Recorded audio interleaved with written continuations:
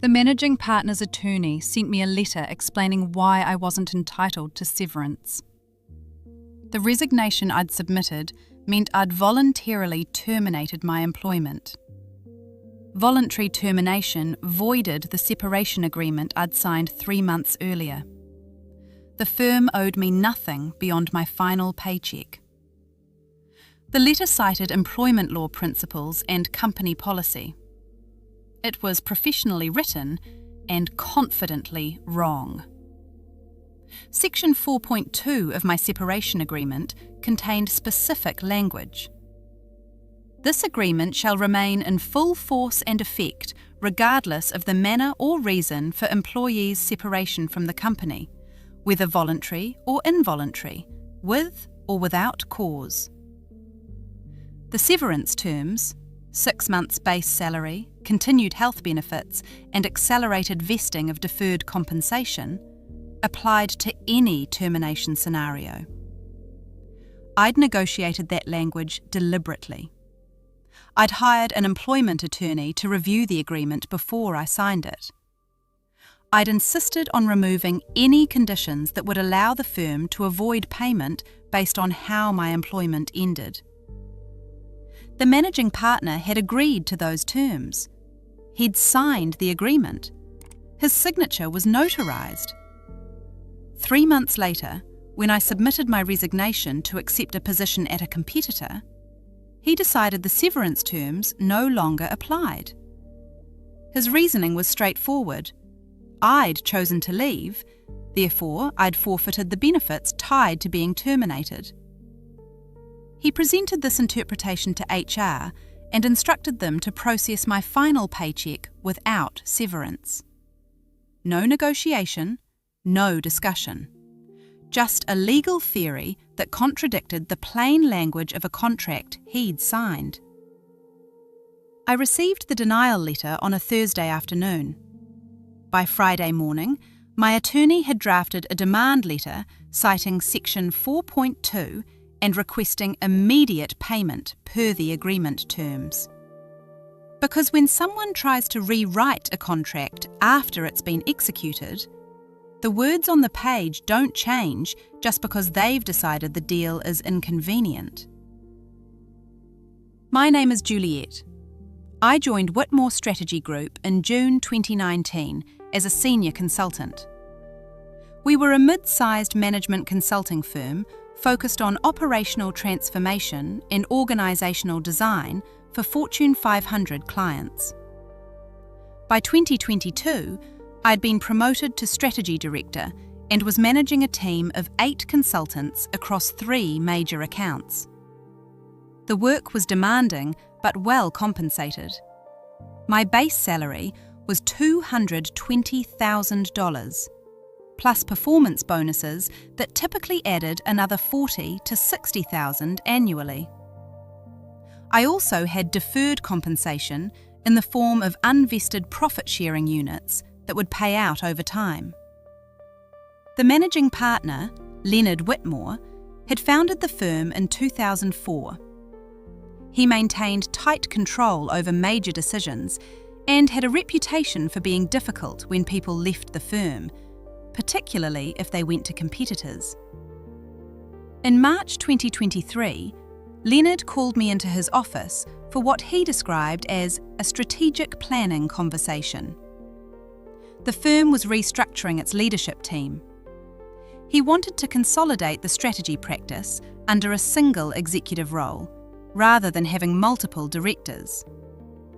I wouldn't be selected for that role, but they valued my contributions and wanted to discuss a transition plan. The conversation was professionally presented, but the conclusion was clear. My position was being eliminated. "We'd like to make this as smooth as possible," Leonard said. "We're prepared to offer a separation agreement with severance to help you transition to whatever's next." "What are the terms?" I asked. 6 months base salary, continued health benefits for the same period, and immediate vesting of your profit-sharing units. In exchange, You'd sign a standard release and agree to a 12-month non-compete. I didn't respond immediately. 6-month severance was reasonable. Accelerated vesting of the profit-sharing units was worth approximately $70,000. But the 12-month non-compete was problematic. The non-compete is longer than industry standard, I said. Most firms do 6 months for director-level roles. We've invested significantly in your development. 12 months protects that investment. I'd need to review any agreement with an attorney before signing. Of course, take whatever time you need. He had HR draft the separation agreement. I received it 2 days later. It was 12 pages of dense legal language covering severance payment terms, benefit continuation, profit-sharing acceleration, release of claims, confidentiality obligations, and the non-compete clause. I forwarded it to an employment attorney named Catherine Shaw. Her hourly rate was $450. I paid her to review the agreement in detail and advise me on any problematic terms. She called me after her review. The non-compete is aggressive but probably enforceable in Massachusetts. The severance terms are good, but there's a problem with Section 4.2. What's the problem? It says the severance is contingent on you being terminated by the company. If you resign voluntarily, the severance doesn't apply. That's a significant limitation. Can we change that? You can try to negotiate it. The language you want is something that makes the agreement survive regardless of how your employment ends. Otherwise, if you find another job before they formally terminate you and you resign to take it, they could argue you forfeited the severance. I scheduled another meeting with Leonard. I brought a marked-up copy of the agreement with Catherine's suggested revisions. My attorney identified a few terms I'd like to modify, I said. Leonard looked sceptical, but listened. The main issue is Section 4.2, I continued. It limits severance to situations where the company terminates me. I'd like language that makes the agreement survive regardless of how my employment ends. Why would we agree to that? The severance is compensation for us eliminating your role. If you quit to take another job, that's different. From my perspective, you've already decided my position is going away. Whether I stay until you formally terminate me or find something else in the meantime shouldn't change the severance terms we've agreed to. If you find another job next week, we'd be paying you severance while you're already employed elsewhere. Then structure the payment so it starts after my employment ends, regardless of how it ends. But I need assurance that I won't lose the severance by being proactive about my next opportunity. Leonard considered this. What exact language are you proposing? I showed him Catherine's revision. This agreement shall remain in full force and effect, regardless of the manner or reason for employees' separation from the company, whether voluntary or involuntary, with or without cause. That's very broad, Leonard said. It's clear. It means we both know what to expect, regardless of how my departure happens. He took the document. Let me review this with our counsel. I'll get back to you. 3 days later, Leonard sent me a revised agreement. The language in Section 4.2 had been updated to match Catherine's recommendation. The severance terms would apply regardless of whether I resigned or was terminated. Catherine reviewed the updated agreement. This is good, she said. They've agreed to everything you requested. The severance is now unconditional. As long as you comply with the non-compete and confidentiality terms, you'll receive the full payment and benefits. I signed the agreement on April 20th. Leonard signed on April 22nd.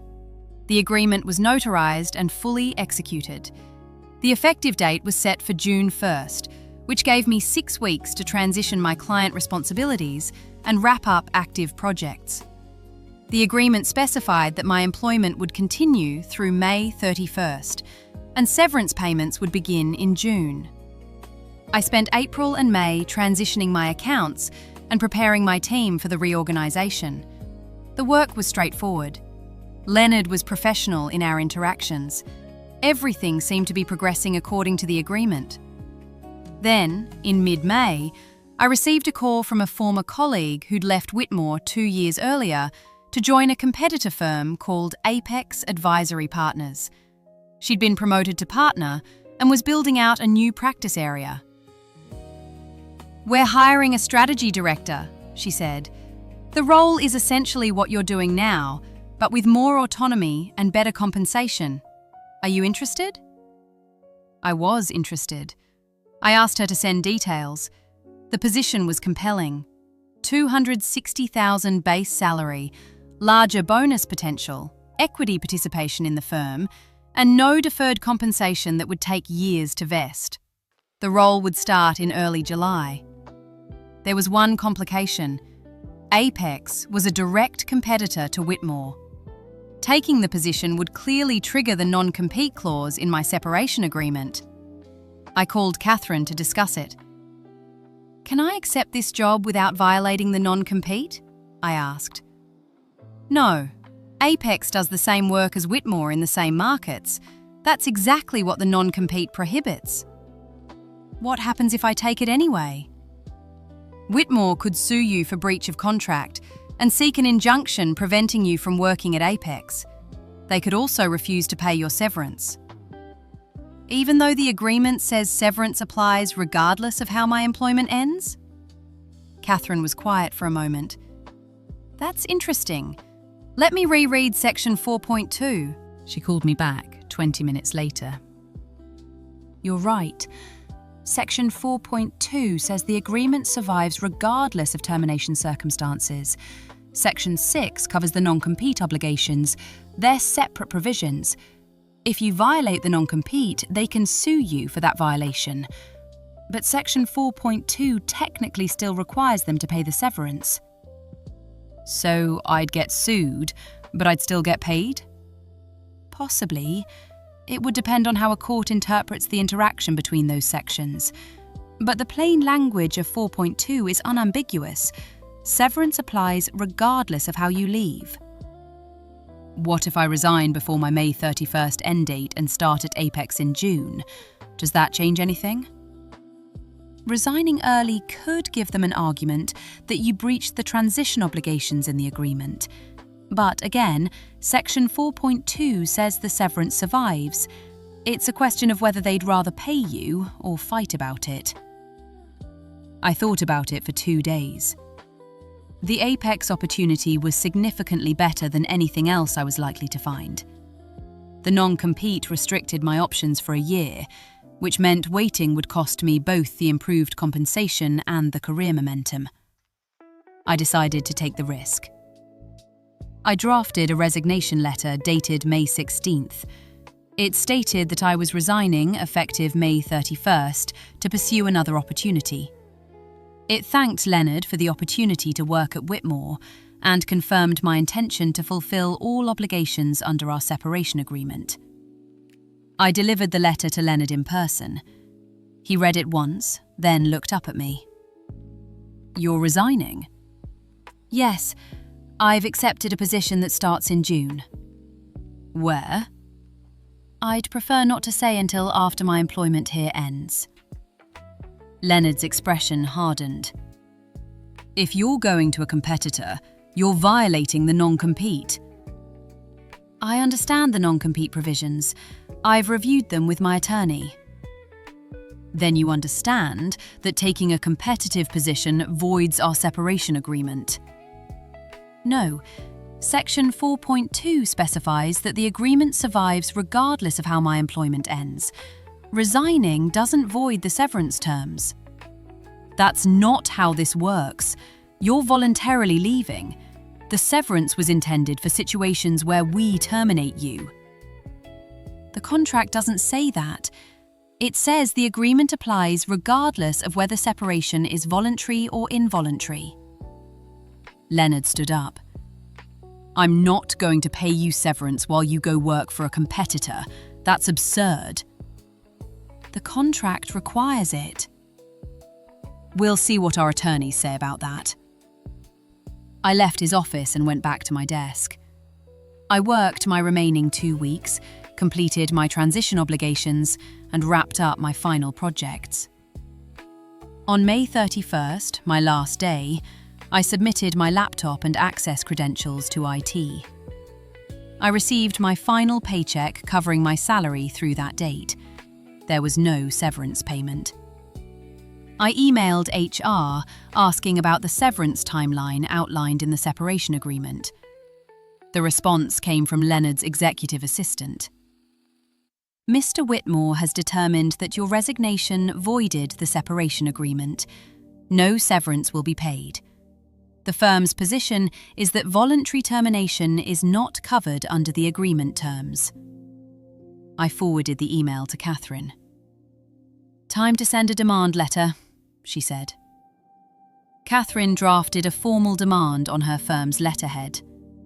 The letter cited Section 4.2 verbatim, noted that I had complied with all transition obligations under the agreement, and demanded payment of the full severance within 10 business days. The letter also noted that if Whitmore wanted to pursue a non-compete violation, that was a separate issue governed by Section 6, but it did not affect their obligation to pay severance under Section 4.2. She sent the letter via certified mail and email on June 7th. Whitmore's response came 12 days later. It was from their general counsel, an attorney named Richard Moss. The letter stated that Whitmore's position was that the separation agreement contemplated severance in the context of an involuntary termination. My resignation constituted voluntary termination, which was not covered. The firm believed Section 4.2 was intended to cover scenarios like termination for cause versus without cause, not to obligate severance when an employee voluntarily resigned. The letter further noted that I had accepted employment with Apex Advisory Partners in direct violation of the non-compete, which provided additional grounds for denying severance. Catherine read the letter and called me. This is weak. Their interpretation of Section 4.2 contradicts its plain language, and the non-compete violation is a separate breach. It doesn't eliminate their payment obligation under a different section. What's next? We file a complaint for breach of contract. Massachusetts courts enforce separation agreements according to their terms. We have clear language. They signed it. They owe you the money. Catherine filed the complaint in Suffolk County Superior Court in early July. The case was straightforward. Breach of contract. I was seeking the full severance amount, $110,000 in base salary payments, the cash value of 6 months' health benefits, and the $70,000 in accelerated profit-sharing distributions. Total claim, approximately $195,000, plus attorney's fees and costs. Whitmore's response was filed 4 weeks later. They moved to dismiss the case, arguing that the separation agreement didn't apply to voluntary resignation and that my non-compete violation provided grounds for withholding payment. The motion to dismiss was heard in September. Catherine argued that Section 4.2's language was unambiguous and that voluntary versus involuntary termination was explicitly covered. Whitmore's attorney argued that the agreement should be interpreted in the context it was signed, as compensation for the firm eliminating my position, not as payment for me taking a competitive job elsewhere. The judge denied the motion to dismiss. His ruling stated that Section 4.2's language was clear, and that if Whitmore wanted to limit severance to involuntary terminations, they should have drafted the agreement accordingly. The case would proceed to discovery. Discovery was extensive. Catherine requested all internal communications related to my separation agreement, including emails between Leonard and Whitmore's counsel during the negotiation process. She requested drafts of the agreement showing how Section 4.2 evolved. What we found was revealing. The original draft separation agreement prepared by Whitmore's counsel had included limiting language in Section 4.2. It specified that severance applied only if the company terminated my employment without cause. That was the standard template language they used. The email exchanges showed that Leonard had forwarded my requested revisions to his attorney. The attorney had advised him that agreeing to my language would obligate severance even if I resigned. Leonard's response email read, "That's fine. She's not going to find another director role in 6 weeks. By the time she resigns, if she does, we'll already have paid out most of the severance anyway." Leonard had agreed to the terms, assuming I wouldn't be able to find a new position quickly enough for it to matter. Catherine filed that email as an exhibit. This is their managing partner acknowledging exactly what Section 4.2 meant. He understood the language.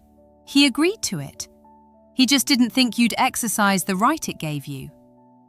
In November, Whitmore's counsel reached out about settlement discussions. They offered $75,000 to resolve the case, roughly 40% of my claim. Catherine responded that we'd settle for the full contract amount plus attorney's fees, or we'd proceed to trial. The case was scheduled for trial in January 2024. 2 weeks before trial, Whitmore's counsel requested another settlement conference. The conference was held in a meeting room at the courthouse. A magistrate facilitated. I attended with Catherine. Leonard attended with Richard Moss and another attorney from his firm. The magistrate asked Whitmore's counsel to explain their position. "Your Honour, the plaintiff negotiated a separation agreement in the context of a reorganisation. The severance was intended as compensation for the elimination of her role. She resigned to take a competitive position before the planned termination date. She's now seeking severance for a situation the agreement was never intended to cover, while simultaneously violating the non-compete she agreed to. This is unjust enrichment." The magistrate turned to Catherine. "Your Honour, the contract language in Section 4.2 is explicit. It states the agreement survives regardless of voluntary or involuntary separation. The defendant negotiated that language, agreed to it, and signed it. The internal emails we've produced in discovery show the defendant's managing partner understood exactly what the language meant. He simply assumed my client wouldn't be able to find another position quickly enough to exercise that right. That assumption was wrong, but it doesn't change the contract terms." The magistrate looked at the separation agreement. He read Section 4.2 out loud. "This agreement shall remain in full force and effect, regardless of the manner or reason for employees' separation from the company, whether voluntary or involuntary, with or without cause." He looked at Leonard. "Did you sign this agreement?" "Yes, but..." "Did you have legal counsel review it before signing?" "Yes." "Did your counsel advise you what this language meant?" Leonard hesitated. "The understanding was that severance applied if we terminated her." The magistrate held up the email Catherine had filed. "This is your email to your attorney. You wrote, 'That's fine, she's not going to find another director role in 6 weeks.' You understood that this language gave her severance, even if she resigned. You just didn't think she'd find a new job fast enough for it to matter." Leonard didn't respond. The magistrate continued. "The non-compete issue is separate. If you believe she violated the non-compete, you can sue her for that breach. But that doesn't eliminate your payment obligation under a different section of the agreement. These are distinct provisions." He turned to Whitmore's counsel. "I'm going to be blunt. Your client negotiated bad contract language and is now trying to avoid the consequences. If this goes to trial, you're going to lose. The contract says what it says. I strongly encourage settlement." Whitmore's team requested a private caucus.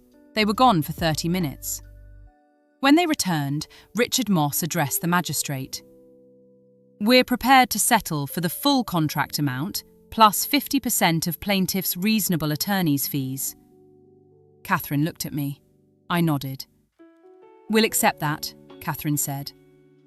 The settlement was documented that afternoon. Whitmore agreed to pay $195,000 in severance, plus $42,000 in attorney's fees. Total payment, $237,000. The payment would be made within 30 days. The settlement agreement included mutual releases. I agreed not to pursue any additional claims related to my employment or separation. Whitmore agreed not to pursue non-compete enforcement. The payment arrived on January 23, 2024. Full amount, wire transfer, exactly as specified in the settlement. I'd already been working at Apex for 7 months. The role was everything my former colleague had promised.